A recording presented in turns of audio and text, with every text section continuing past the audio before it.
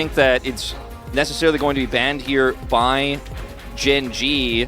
As again, with that Ezreal ban on blue side, they get a free ban here, essentially. Could go to something like the Vi. Yep, and that's what they're going to do. Take away the possibility that Vi Ahri, Faker's Ahri was pretty fantastic in that win against D+. So first pick Corki does feel like it is pretty self-explanatory here for the side of T1's a safe pick. Yeah. Might also consider something like an Azir, but I think especially with Chovy's Zeri mid performances, you might want to, be a little bit careful with that. Now, will Chovy play Draven mid against Faker is the question. The Zeri pick, I think stocks went way up with that Ezreal lock. Can still be technically a flex. And I do think that, it's a bit of a risk to try to play Draven mid when you've got Owner on the other side, because he may actually punish that crushing lane. And one of the big questions we had today was, will either of these jungle players play Shyvana? Canyon ends up picking up the Nidalee here. The Renekton's still open. And Owner was hovering that Shyvana. But he will lock the Lilia here. A very unexpected pick here. A very rare and niche AP jungle pick as we get the Kalista lock. Yeah, Kalista just by herself. And we don't really know where that's going. Even could be played in the top lane. We saw Keen was playing that against Bro. And, maybe T1 take a little page out of their book and say, well, Zeus can do that as well. Or it could be Keria, it could be Guma. What is this final pick going to be? You mentioned the Renekton, but they're just going to go for Cassante instead. Yeah, they don't go for the Renekton here. They want to have a stronger front line for this Zeri. And the Kalista flexibility is definitely a potential concern about picking something like a Gnar that we've seen a lot of our weaker teams kind of lean on and play here in this R3 spot. Very blindable in a lot of matchups, but I don't think that is the case here against T1, especially with that Kalista face up. In terms of bans now, it's a little bit tricky. If you think that Kalista is going to go top, I don't think it is. I think it is going to be played bottom lane to try to crush the Zeri lane. You could ban some strong supports for it, but Keria's pool is so big, they'll instead take away some of Zeus' counter picks to the Cassante. Yeah. The Vayne is gone, the Twisted Fate may follow. Yeah, we haven't seen too much Twisted Fate. We've seen it here and there, even in mid lane from Showmaker. But yeah, that has been a big one for Zeus into the Cassante. A lot of discussion here. Yeah, from both of the teams in the second phase of banning, which I think is definitely granted, as it's Gnar, actually. Okay. Leona, take it away. Now, T1's read is this still could be a Zeri going mid into the Corki. Really tough matchup to play out, but it is Chovy, and it is Faker, who has had some struggles on this Corki. In matchups he should have been winning, he has often kind of fallen flat. So let's see what the plan is going to be. Senna here, the hover, and that would, of course, lock that Zeri mid. Ornn still available, and because we've already crested the second ban phase, it's very difficult to pick that one away. They could try to play it in the top lane here. Not a ton of synergy, though, with the rest of this draft. Interesting situation here that T1 find themselves in now. Still very weak into Kalista, though, mind you, this Senna pick. Keria, a lot of thought as maybe Mordekaiser here for the top lane, you would assume. And yep, the Nautilus is going to be locked in there for Keria. Always said that he loves to just play Nautilus, even amongst all the crazy picks he does. The Ornn feels pretty easy here. You have such an insane front line for a real AD carry in mid, and then this insanely strong scaling Senna pick that will become this extremely long-range threat that you won't be able to get to very easily because you have to go through the Ornn that will be farming, you have to go through the Cassante, and you're also going to have this Nidalee threat that's going to be constantly harassing you as you approach objectives. And in terms of Mordekaiser ult value, it's relatively low here. It's going to be tough to lock Nidalee down because she's going to be so far away. You get one of the frontliners, there's another one that you have to still go through. And to get Owner into position to actually set up a big sleep here is going to be tricky. They've got a lot of damage output in Kalista Corki on their double AD carry side that can eventually shred through those tanks, but it's going to be really tough if GENG can just stem the bleeding through the mid game, start to get some big items on the Ornn, the Cassante. It's hard to break through that. And Zeri would, if she was the AD carry in this comp, would feel very comfortable with two tanks, but you also have that Senna threat that's going to add extra sustain as well in team fights.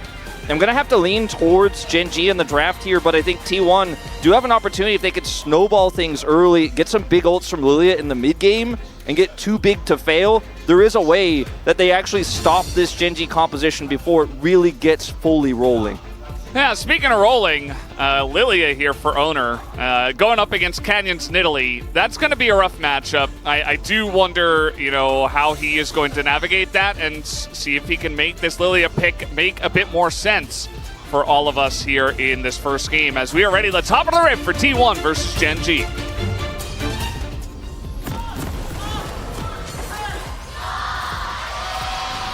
소환사의 협곡에 오신 것을 환영합니다. Off we go into the first game of this very hype matchup. T1 up against GENG once again, as the memes have already, you know, started happening again about T1 GENG being our finals. Oh no. Especially with T1 on the upswing. They kind of cooled off after T1 had their slump in the midseason here in summer, but they're back. And I'm also on that train as well, especially because Hanwha Life Esports, the main competitor for actually making it into the finals, also had some weak games recently. So, what do you think, Wolf? I mean, is it just our finals again? I think it's too early to call, but I think this is going to be a really good gauge as to what's possible, right? If T1 look great here, even if they lose, you know, maybe they will be stronger than Hanwha. If they win, not only could they be the ones who make it to the finals, but also, you know, it's going to give you the feeling like maybe they could defeat GENG this time around after getting so close in spring.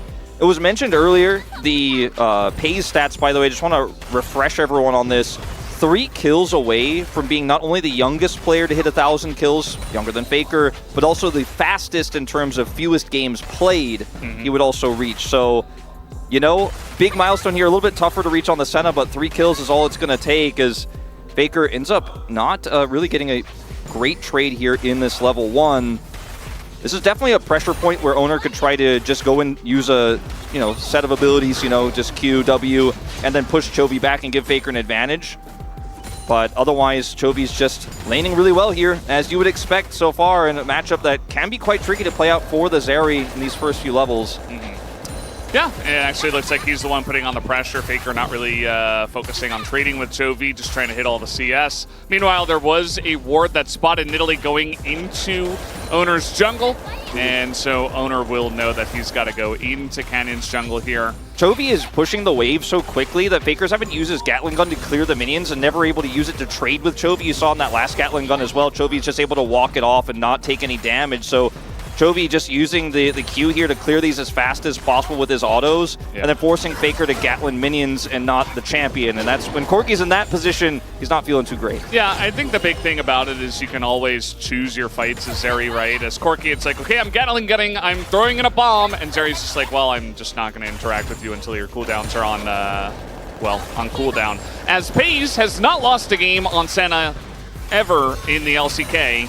And, ooh, that zap actually got him there. Faker struggling here in mid as Jonas Strong only wants to watch this matchup of 280 carries in mid lane, understandably.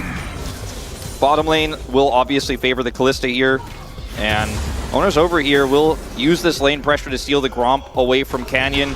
Won't be able to set up a dive as level 3 Lilia, not with the way the lane is going. Had, you know, Guma put a bunch of damage into one of these players, maybe he could have done something there, but not to be the case. Up here in the top side, you know, Zeus is holding his own, but it is not a huge advantage either way. Keen does have Cryo. It's really the mid lane where we're starting to see a matchup go very strongly in favor of GENG. And it's quite significant that he's going to get this fairly free laning phase against the Corki. Good CS here by Faker, though. Yeah, he's keeping up. I think Corki is really easy to CS with, honestly. You can just use your Gatling gun. Even if you get pushed under a turret, you can just weaken the range minions so that they just die to one auto attack and a turret shot. He's still being hard pushed under that turret by Chovy, making things a bit more difficult, which is why Faker will fall behind. The Lilia, by the way, very fast at farming, even right from the get-go. Wants to stop this back so badly because Chovy will have the extra teleport advantage here, but doesn't end up getting in there to stop him, so just going to be a free TP. Might look for a Frost Bomb off it. And that's another thing Zeri could do that is good in this matchup, is just simply avoid those. Yeah, just don't interact until you're ready to, until you go for the all-in. Keria going for a hook there when there is a massive minion wave. a little bit questionable, as Pei's going to use that range to just escort the wave in and harass a little bit. I don't think this bottom lane will be in a lot of trouble, but the Senna Ornn feels very nice, especially, you know, when we saw the blind Kalista coming through into just the Zeri, which we knew could be flex. As barrier going to have to be used here from Guma. Now he's rooted down, the spear nearly catches him as Guma, just cool as ever, doesn't have to flash or anything, but he is going to be pushed out of this wave. Yeah, this is really rough. This is not what you want, and your Kalista into Senna lane is actually, you're the one who's being pressured by the enemy jungler. Now you see a rush up from Owner towards the top side of the map. He's going to ward there. But I think the best he could hope for here is stopping Keen's back, and even that is looking unlikely. Drops the control ward here, and we'll get some consolation Krugs, as we like to call them here at the LCK. Chovy hits level 6. He bought a Cull, which is really indexing into our comp is going to be extremely strong later on. That's going to be a big swath of gold he's going to get. While he did put pressure on Faker, Faker kept the CS even. He doesn't really have a ton of kill pressure, even with his level 6 all-in opportunities. Faker will respect that, back off. But that just means that Chovy will get guaranteed big money soon. And I really just like that itemization here coming through, as see both of our junglers have gone for the Faded Ashes. Owner with some topside control will take away these grubs. Not the most significant game for side lane pressure with the Cassante Mordekaiser, but it is what you can get when your bottom side is a little bit in tatters. Yeah, we'll see if any of our mid laners, you know, get a moment to push, but you're exactly right. I don't think that Mordekaiser and Cassante are going to be giant threats in the side lane unless Zeus gets massive or your team does. But yeah, Chovy just going to return here. We do have the trade of objectives, as the Cloud Drake did go the way of GENG. We got Mountain on the way, so Cassante can eat this pressure so easily up here in the top side as well. And Guma has basically just conceded the lane bottom side. And he may be able to get a plate, but with the lane swap protection, it's so much tougher to make this actually viable right now, especially into that beefy Cassante, who did, you know, itemize MR because he's, you know, laning into a Mordekaiser, but still, I think he will be able to stave off this pressure pretty well. Owner has level 6. I don't think he can really do much with it. Yeah, just going to pressure a little bit, steal some popcorn chicken, and get away there. Faker taking a nice trade in mid, as the lane was pushing into Chovy. Chovy doesn't seem to, I don't know if he's been hit by one phosphorus bomb yet. I don't know if it's happened. Yeah, I haven't really seen one myself. Plated Steel Caps allows Faker to feel a little bit more comfortable pushing forward like this. As let's see, Demolish is set here if he can grab a plate. Guess we won't see, but I'm keeping my eye on the minimap. He's watching. The knockup's going to come in, a root as well, but this is Mordekaiser, who might just pull someone into the death chamber, as there it is. Lahen's in a bit of trouble, but actually there's just not enough time on the level 6 ult, so Zeus is going to back away. Meanwhile, Fate's Call just going to be used up in the top side, and a lot of action actually. His owner's on the top side here as well, trying to threaten Keen. All Out is down, but Zeus also being pressured under his turret.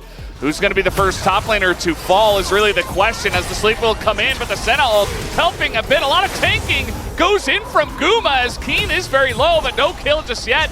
Another plate to go down, and finally it will come through. First blood, and Zeus will go down as we expected, but first blood does go to T1. Now there's no teleport here to protect this top lane, so a lot of plate gold will go over to T1. The same could be true here in the bottom lane, though, as it's going to be Lahen's who backs away, no TP. Pei's going to try to pick up some solo plates here with a massive wave they have crashing. This ends up being a pretty good trade for T1 because they get both the first blood as well as those additional plates topside, as Keen plays this incredibly well, pulling Keria into the Fate's Call, essentially, as that's traded there. That means he doesn't have his ultimate for Owner's follow-up here. Has a fantastic flash, though, as Guma takes a ton of aggro. The Senna ult comes through, and then look at the ramping turret damage here this early in the game. Owner loses half of his health bar, but they still juggle the follow-up incredibly well. Guma picks up the kill, will pick up some plate gold. Zeus buys a ton of time here. He's losing a ton of farm, though, at the same time. And will be Pei's picking up plates in the exchange. He almost gets out here, but is eventually run down. I think if he doesn't turn to get the grab and just dodges the spear, he might actually survive. Pace still had flash, so I feel like maybe Pace has to flash to get it, but perhaps, maybe, he does get away in some universe. I think in a lot of ways you can contextualize this as a slight win for T1 in gold, and you can see that reflected in the total gold. The problem is that it's not the lead that you were hoping for. You didn't put the Senna down enough here in this Kalista lane because you thought maybe it was going to be a Zeri lane. It was, of course, flexed mid. And Genji is still a much stronger scaling team composition here, especially when you factor in the ornament. So while a small win here, I feel like the game state's still pretty even. Feels pretty good for Genji. Yeah, I think at this point either team could run away with this one, but we'll have to wait and see how this mid game does play out at this point in time. Obviously a decent amount of scaling on the side of T1 as well, but I like that you highlight the ornaments that will come out from Lehens. Just another bonus on top of a pretty strong lane that is Senna Ornn. As we look at mid once again, we're not seeing it as much, but you can see that Faker is, holding his own at this point in time. Might have a little grubs fight here as Genji are trying to get some of their own, and Guma forced to flash down on the bottom side by himself. But with Owner up on the top side here, they might be able to pick up 5 grubs for the side of T1, as it looks like they will. Yeah, that's a pretty huge win here for T1. Able to get this. Yes, they lost a flash bottom side, but that won't necessarily end up being too impactful. And 5 grubs, if a Corki or a Kalista gets some alone time with a turret, will end up being quite significant. Again, tough to do in this team composition. Canyon. Yeah, should be fine. Doesn't care. He's actually pressuring Keria. As a bowling ball just awkwardly rolls by. Canyon has nothing to do with that. He is a billiards fan. Aren't we all? Which I guess does have, balls that roll over the table. So maybe not the best. He's a hockey fan, an ice hockey fan. Sure. Yeah, Faker's really turned this lane around after the plated steel caps has been able to put a little bit of pressure on. Now that Chovy has an item, though, he's going to put more pressure on. A lot of stats in that Shiv, as well as extra wave clear. Faker almost all in there. Chovy has his ultimate and flash. Faker's weathered the storm a few times in this lane. Took back control, now weathering again as Keria comes up. Yeah, Chovy is Zeri and had the ability to get away there, but just doesn't even bother as the hook does miss. We do have this Mountain Drake spawned, and Chovy is putting on an immense amount of pressure in mid. We do have TP available for Faker, so maybe he just TP's back in and they try to fight for this, but we'll see how this fight does go for the Mountain Drake, as Owner is set up in position to go for it. Chovy got that extra plate. Shiv early gave him that advantage in that matchup of that last little skirmish, and now his call is finishing. So he's just in such a good spot here. The Corki's going to take a lot longer to come online. We'll need that 2-item spike. I mean, not to say that Zeri is ready to team fight, but she's certainly ready to push mid and get prio. T1 will, however, get this, as it looks like Genji more interested in pushing plates bottom side, not willing to take a fight. They already bought 5 minutes of time with that first dragon. I say that, though. Lehens is going to come over and mess around. Does have Unseal, but no smite set, and they are just going to give this up. Yeah, pretty surprising. I mean, they got a plate and bot. Maybe 2. I think it's just 1, actually, as it's Ocean Soul. So their gamble will kind of pay off. I think the amount of poke that you have from Senna, Zeri, and Nidalee will be very annoying if it gets offset by a lot of Ocean Drakes for T1, but it's just the one Mountain Drake that goes to T1, and I suppose you are getting paid some extra solo farm at the end of the day, so decent trade. I think it's also just a decision that Genji make. Paze is sitting on just 1 Dirk, your Zeri's on a Shiv, and you don't want to fight into a Kalista comp right then. That's a Phosphorus Bomb hitting. Yeah, it does. As Chovy certainly threatening to go for an ult. Had Canyon nearby as well, closer than Owner, as we know. So wasn't scared to take that trade by any means. Certainly not. Owner does have his Leandries a little bit faster than we do see from Canyon. Won't necessarily matter if he's not able to fight any enemy champions, as it's Canyon who's putting the pressure on. In fact, here's stopping his back.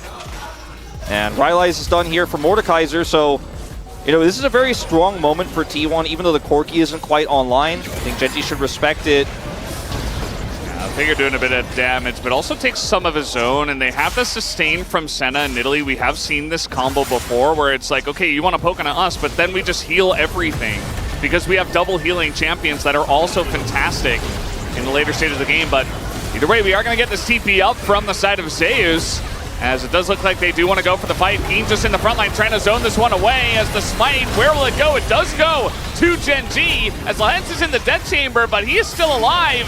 Zeus in that front line trying to take down this Ornn. It might be able to, but no. Does get rooted up. Meanwhile, Keen will go down. Faker does pick up that kill, as the Rift Herald did go to Genji.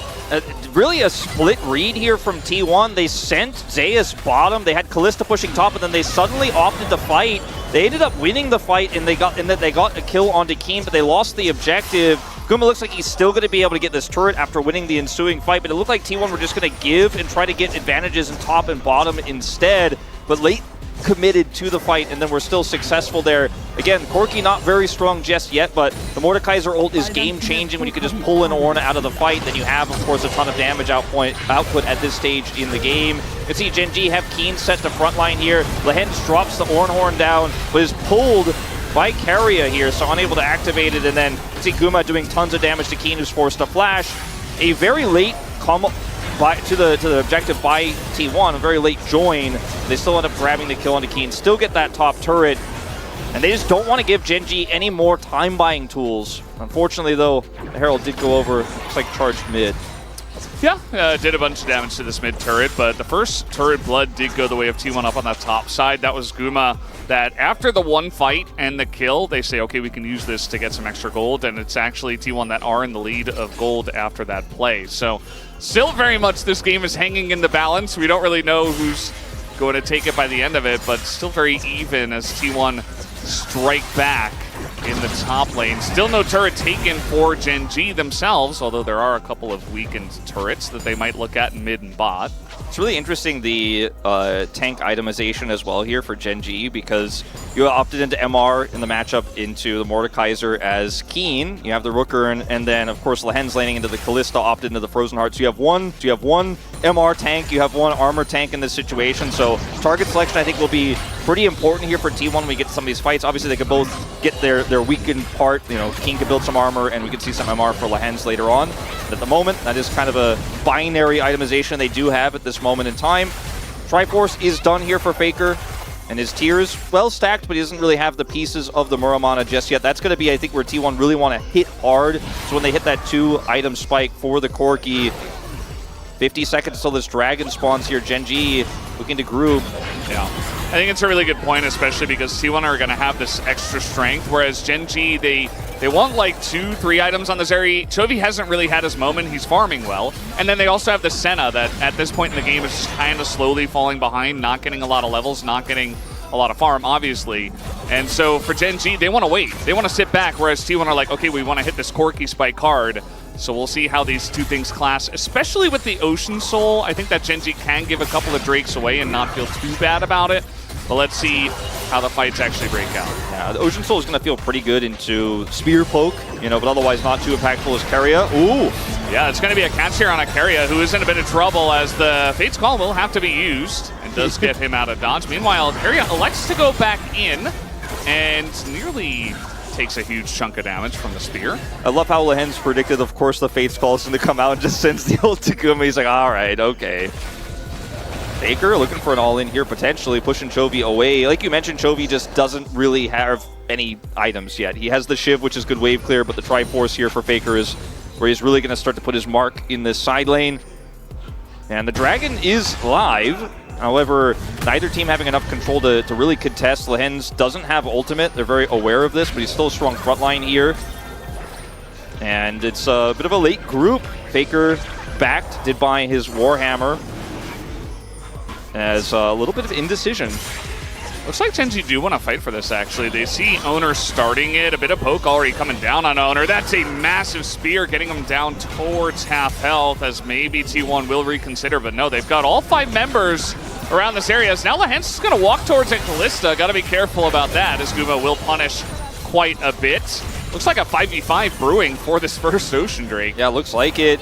Again, Lehens no ultimate here, that's very critical, but the spears here are the neutral fight that GENG can offer. Yeah, they have a big front line, and their Zeri isn't online just yet, but if T1 are indecisive and a few spears land, that's Dragon going over, and Keen's pushing forward. Yeah, Keen trying to catch Faker. That's not going to work out. Now he just gets hooked and has to flash away. The sleep is coming in, and Keen is just dead, as Owner will pick up that kill. Keen very over-aggressive in that moment, trying to start a fight onto Valkyrie. Corki, as now GenG still trying to fight for this one 4v5. They have the poke, but at the end of the day, they're just going to have to give it up. His ult is almost here, but I think without it, you just can't win this one. You got to leave, and that they will. Jovi trying to trade this for a turret. It's super low. It looks like he will get away with this. He can just slide over the wall. If anyone tries to go for a punish, we'll scout with his extendo. This might be a bridge too far. Yeah, they're actually trying to ult this as well. Just, is it actually a zoning ult? I mean, they've got Senna here, they've got Orin. They're just trying to cut T1 off from trying to defend the mid turret. As meanwhile, they are going to have Keen at TP down to the bottom lane to stop this turret from going down. It was a pretty peculiar decision from Keen to try to engage there in that last fight. I feel like GenG were in prime position to continue to poke and continue to utilize those Nidalee spears to slow T1 down. And then once T1 get corralled on the pit, that's when you go in. That's when they don't really have a lot of space. And unfortunately, he just went straight in there. T1, great punish. Chovy will get the turret in return. But it's at this moment here where Keen goes unstoppable and tries to go on to Faker. Doesn't have his unstoppable to get away. Has to flash. The sleep comes through. Almost looks like Pays kills him, ironically, but he's trying to give him some additional shielding there to actually survive the damage. And that's the Dragon going over. So Rift Sculler is also taken by GenG. Yeah, Jonas Strong really wanted to hammer that point home that GenG got the Rift Scuttler. Yeah, I mean, it was probably like a fight over it or something, and maybe Canyon just speared it. Not 100% sure.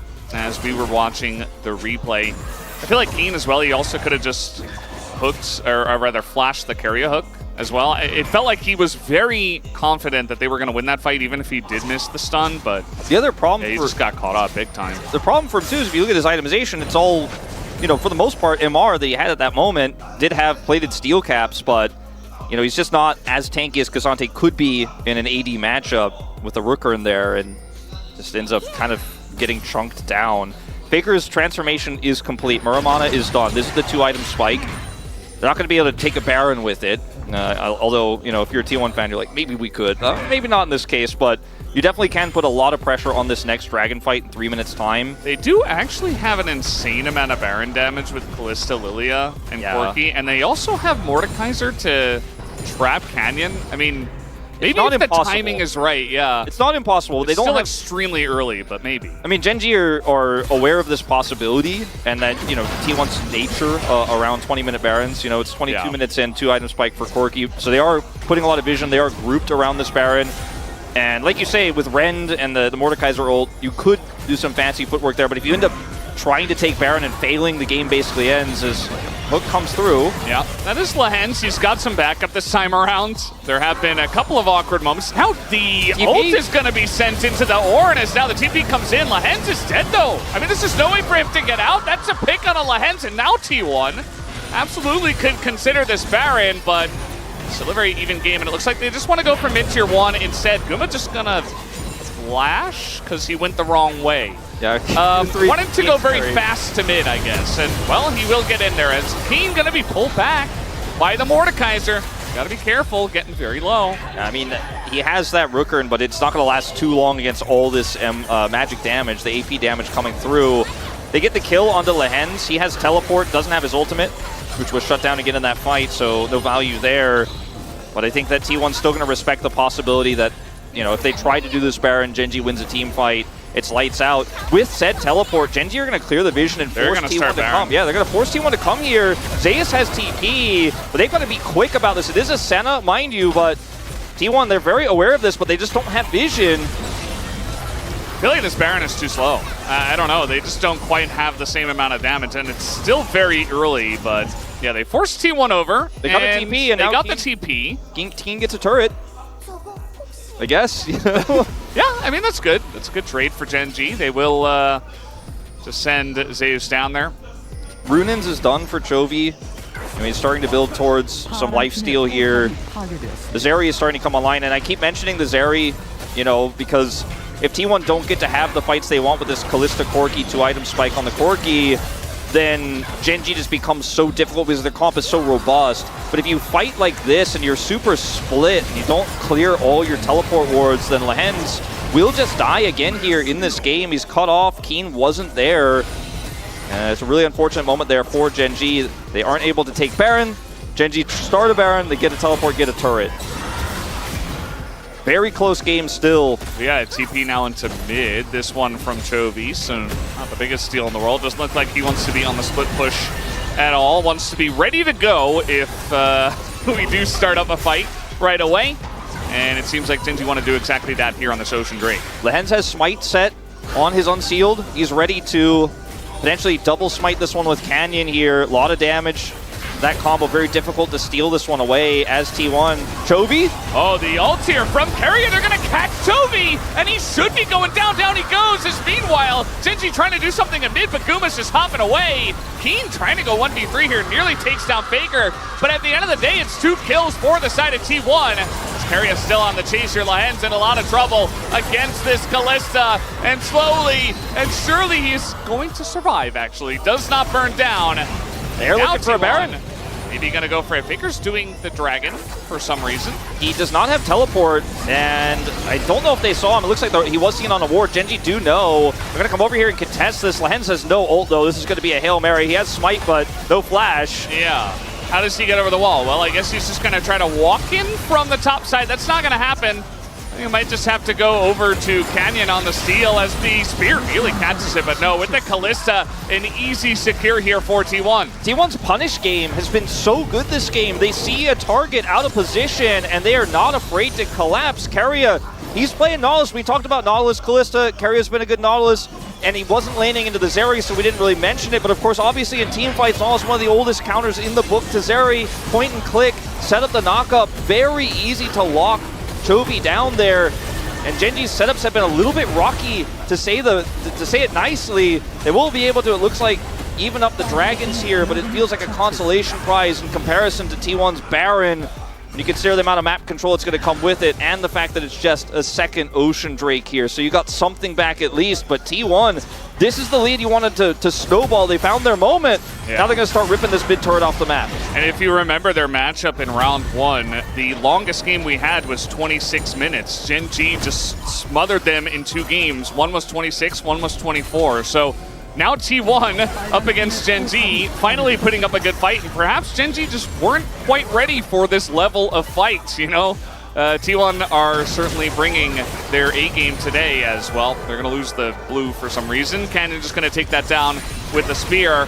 And so far this Baron push has been a little bit lackluster. We're finally going to get 1 turret that does go down in mid. Yeah, Chovy's not here with his shift to help clear the wave. Had to go topside, is coming back now, doesn't have teleport. T1 really wanted to actually snowball this into a pick, it looked like. They were forcing their way into the jungle, trying to take away that blue buff. As it all comes down to this moment from Keria, he's got flash, flashes, ults, hooks him, calling out. He has no flash as they focus. He's just watching. He's watching his Kalista on the other side. That's a support AD carry duo right there. He gets the kill. He looks right at his buddy. He's like, "It's going okay for you over there, right? They're pushing on you. I'm coming." Yeah. Keria so clean with the call. Great flash engage.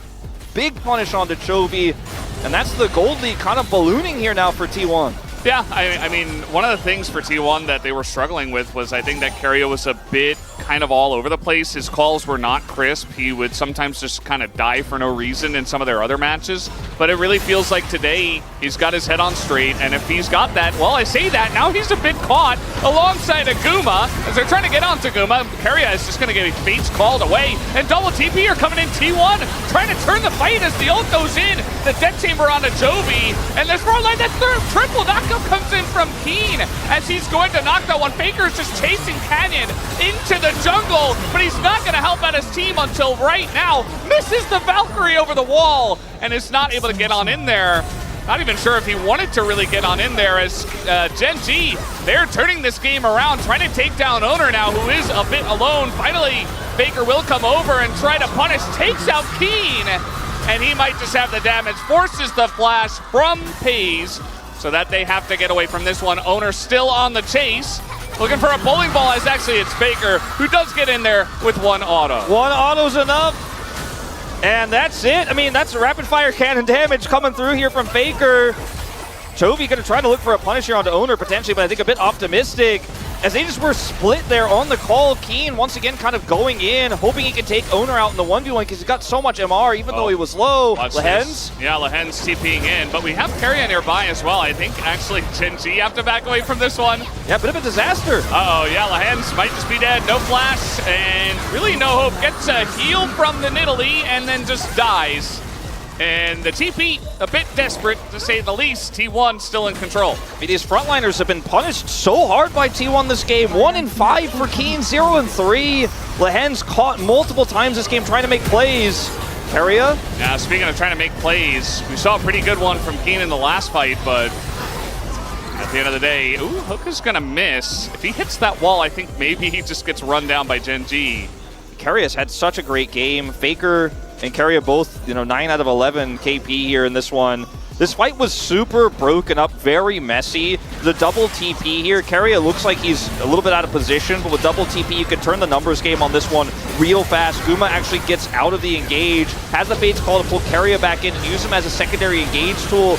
Keen ends up hitting a really big knockup here. Zeus is unable to punish Chovy, so it looks for a moment here, okay, FaZe's ult's going down. This is a lost fight for T1 because the front to back is so strong, but Faker kills the Nidalee, and he was like, oh, wait, we are still fighting? I'm gonna show up. Messes up the Valkyrie, that part wasn't great, but it feels like in this moment, there's a bit of a split call. Like, Chovy's moving right here, doesn't come down quickly, he's scared of Faker. Keen's still going in, maybe could have waited for FaZe there a little bit, and then Faker just shows up, cleans up house.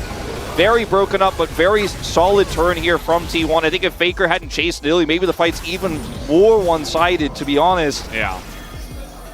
Yeah, I mean, though, eliminating the Nidalee early means a lot of less heals, a lot of less damage. I think that Canyon's got some pretty good farm and some items, so at least he does get him out of the fight. As Lehens, not again, my God, not again.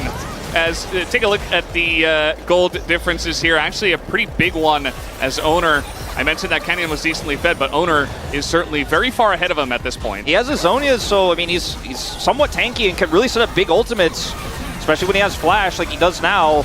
All right, let's see the angle here. Keria on the backside, will flash over the wall as now maybe a sleep to come in. That did hit 2 people, but that is just Cassante. Now the turn coming in, and Keria's way too far forward, but he's very tanky. Does he have the items? And yeah, he's got Fate's call as well as Owner trying to chip away at that front line. But Keria is too far in the front, and down he will go. Lehens and Keen still alive. Level 18 Chovy, front to back. He's waiting. He is waiting. He's hunting for that moment. Another spear is going to land, and here comes Chovy over the wall just to immediately be put in the death chamber up against the Mordekaiser. Gets countered by the Mordekaiser. Owner going in by himself. Keen does take down one, but he will fall as well, and now Owner on the chase here.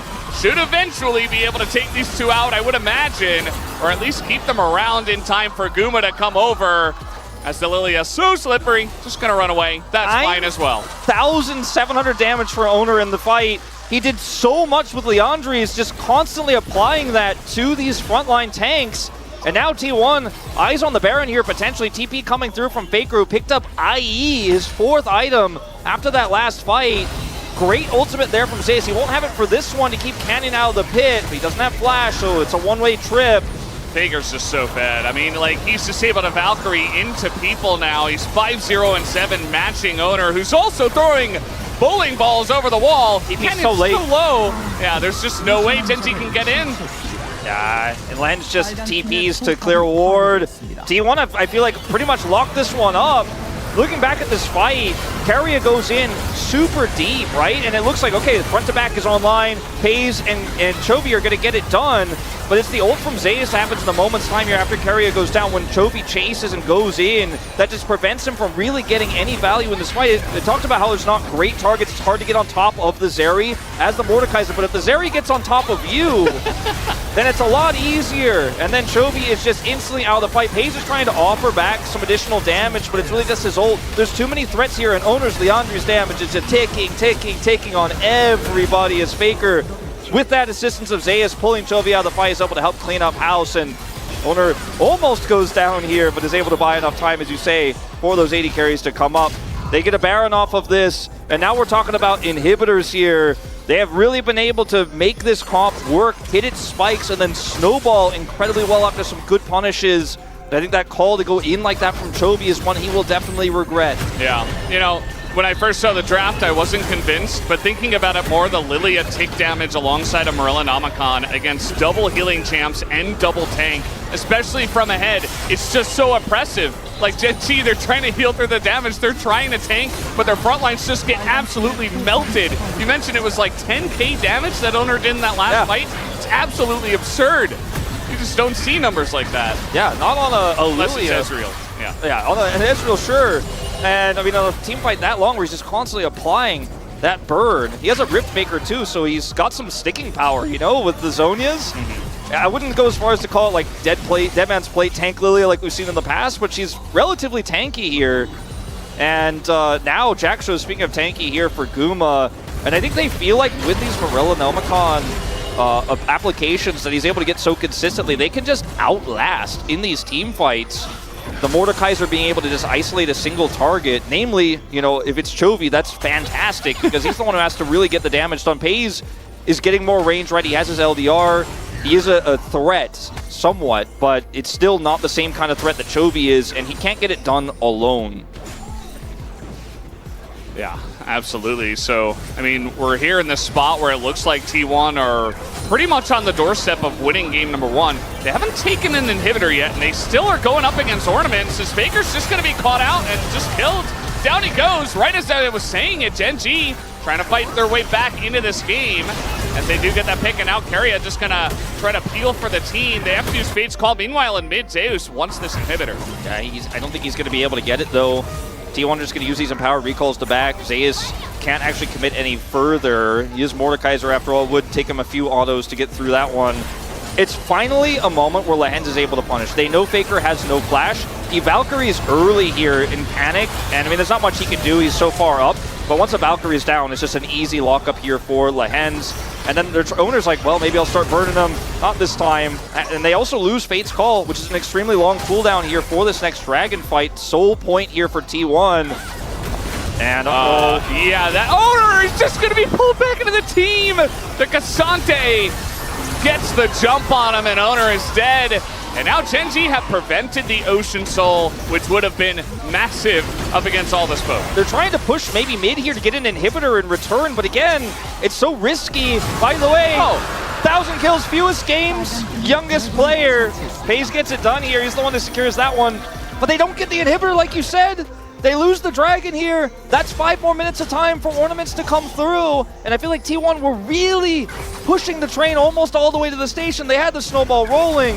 This is just a little bit too greedy. You don't have full vision of this area. It's Ocean Rift. There's a lot of bushes, but this was unfortunately a big overstep from Owner.